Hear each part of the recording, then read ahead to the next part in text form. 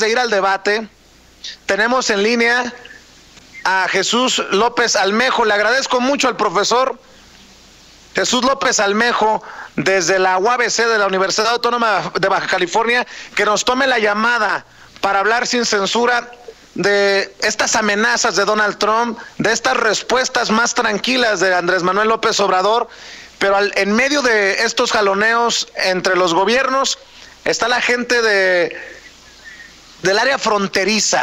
¿Cómo entiende el profesor, experto en asuntos internacionales, lo que está ocurriendo entre México y Estados Unidos? Le pregunto al profesor Jesús López Almejo. Jesús, te saludo con mucho gusto, un abrazo. Estimado Vicente, muchísimas gracias, buen día a ti y a tu audiencia, y pues aquí listos para responder tus preguntas. Jesús, ¿cómo entender estas amenazas? ¿Cómo entender la respuesta de Andrés Manuel López Obrador? ¿Y cómo prepararse para el cierre parcial o total de la frontera? Porque más allá de la política, podría haber un impacto significativo para la gente que vive, que trabaja, que se mueve en esa zona fronteriza. Desde tu perspectiva como profesor experto en asuntos internacionales, ¿cómo ves esta situación? Pues mira, básicamente yo lo veo como en dos niveles, Vicente. En el primer nivel estamos hablando de política interna. En la política interna, los presidentes de sistemas presidencialistas, sobre todo en aquellos lugares en donde hay reelección inmediata, como es el caso de Estados Unidos, utilizan generalmente la primera parte de su administración para hablarle a su electorado. Y lo que se tiene que asegurar de que le quede claro al electorado es que sí cumplió con todas aquellas promesas que realizó durante el proceso electoral, o por lo menos se murió en la raya por cumplir con ellas. Esto es lo que nosotros venimos viendo pues en el plano del comercio internacional, en la renegociación del Tratado de Libre Comercio, en la salida del TPP, en el, digamos, desarmonía que causó también entre los miembros de la OTAN, pero su caballo de batalla o su coco fuerte ha sido justamente la construcción del muro en la frontera con México. Trump lo que está intentando jugar, o el mensaje que está intentando darle a su electorado, es que rumbo a las elecciones presidenciales del 2020 se va a morir en la raya para cumplir también esa promesa, que en ese electorado que, de acuerdo a la encuesta Gallup, Vicente, del 2015 y del 2017, conocen más bien hasta el 70% de ellos quién es Caperucita Roja o uno de los nombres de los tres cochinitos, o que no saben cómo se llama el país que tienen en la frontera sur, pero de política o de cultura general no entienden más que muy pocas cosas, reflejando de alguna manera una tendencia aislacionista. Y eso es muy interesante, Vicente, porque al tener una política y una narrativa dominante aislacionista, el muro, la idea del muro, viene muy ad hoc a los intereses de Trump. ¿Por qué? Porque normalmente las comunidades cerradas perciben amenazas en cualquier discurso diferente al suyo.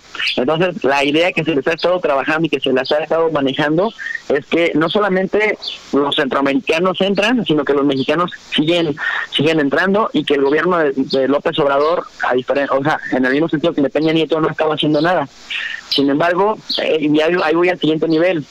Pero en política exterior sigue tendiendo un puente a través de su yerno, lo decíamos en unas entrevistas anteriores, para mantener esta puerta abierta y tranquilizar, digamos, las aguas en torno a la renegociación del TEMEC, el Tratado de Libre Comercio renegociado, y en torno justamente a la estrategia discursiva de levantar el muro sin que necesariamente se pueda realizar.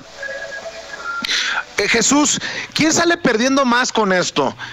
Esa es la pregunta del millón, y no es que quiera tener la razón, porque al final si pierde uno o el otro tendrá impactos importantes y tal vez que no podemos cuantificar en estos momentos a ambos lados de la frontera, pero ¿quién pierde más?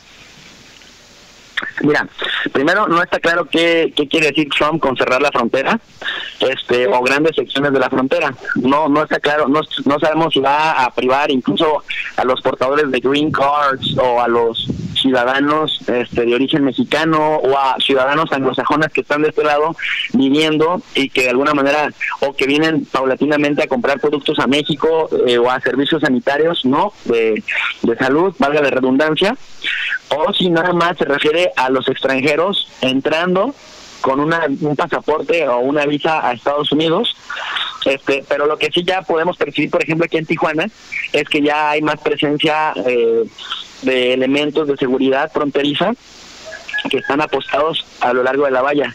Entonces, en ese sentido, Vicente, ¿quién pierde más? Mira, México y Estados Unidos comercian al día 1.500 millones de dólares.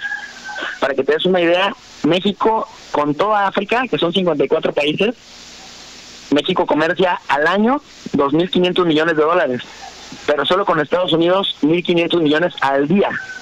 Esto estamos hablando de que si lo multiplicamos por 365 días que tiene el año, estamos rebasando los 500,000 millones de dólares de comercio. Y no solamente es ganancia para México, buena parte de esta ganancia son de las grandes corporaciones estadounidenses que tienen inversiones en México y que de alguna manera regresan varios flujos de capital hacia sus matrices centrales. Entonces, aunque Jesús, Donald Trump... sí, adelante. Sí, perdón que te interrumpa y te pregunto. Con tu experiencia, ¿crees que se dé este cierre? Porque en algún momento ya hubo un cierre parcial, no necesariamente de 24 horas, pero sí de algunas horas, que generó cierto caos ahí precisamente en la frontera entre Tijuana y San Diego. Pero ¿tú crees que se anime Trump a cumplir esta amenaza, entendiendo que se vienen las elecciones a la vuelta de la esquina? Pues mira, efectivamente me parece que el juego va por ahí y Vicente, sin sonar a teoría de la conspiración, a mí me siguen preocupando mucho estos anuncios, Pueblos Sin Fronteras, que siguen apoyando a las grandes caravanas que vienen desde Honduras, que justamente en momentos en donde más se habla de cerrar las fronteras, en donde más se pone en la agenda mediática nacional e internacional los miedos y los estereotipos y los riesgos de la migración centroamericana, que estas grandes caravanas pues sí dan sustancia para que no sale sin fundamento. Entonces, no sé hasta dónde, Vicente, está una estrategia coordinada que en periodos electorales haya mismas agencias estadounidenses o agencias internacionales vinculadas a agentes estadounidenses cercanas al Partido Republicano que intenten movilizar en países centroamericanos a grupos de migrantes que no necesariamente son los grupos que ordinariamente entran a México para llegar a Estados Unidos, contextualmente o coyunturalmente, en el marco en donde Trump necesita más inflamar ese discurso.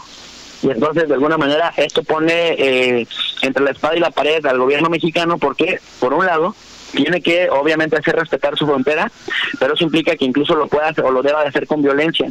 Un gobierno que de López Obrador, que durante su campaña mencionó que nunca iba a utilizar el ejército contra el pueblo, o que no iba a utilizar fuerzas de seguridad para reprimir al pueblo mexicano o extranjero, seguramente se va a encontrar en el entredicho de las escenas que vimos algunos meses anteriores con los grupos, las caravanas apedreando los puntos fronterizos mexicanos y que al final de cuentas se salieron con la suya.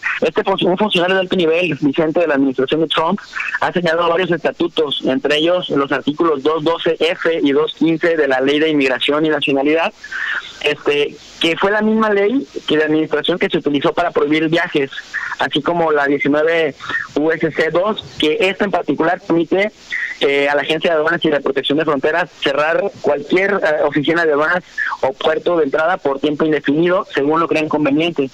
Entonces aquí el punto, querido Vicente, es que si cierran la frontera, la cierran para todo el mundo, o sea, para los estadounidenses que estén en México y que intenten regresar. Y aquí la pregunta sería por cuánto tiempo también están, o cuánto dinero están dispuestos a perder, porque por lo menos nada más en el puerto entre San Isidro y Tijuana está demostrado que cada que se cierra, por cada hora se pierde $1 millón en los dos lados. Pues ahí que me avisen estos cabrones, porque al paso que vamos, me quedaré por más tiempo acá en México. Nótese mi sarcasmo. Mi querido Jesús, te mando un abrazo, gracias por compartir tus comentarios, tus opiniones en un día tan ocupado para ti, y estamos al pendiente. Un placer, saludos a tu audiencia, estamos a la orden siempre, amigo. Claro que sí. Jesús López Almejo es profesor de la escuela, de la Facultad de Estudios Internacionales, Relaciones Internacionales, allá en la UABC, la Universidad Autónoma de Baja California, y habla con nosotros sin censura de los temas más importantes a ambos lados de la frontera. Vamos a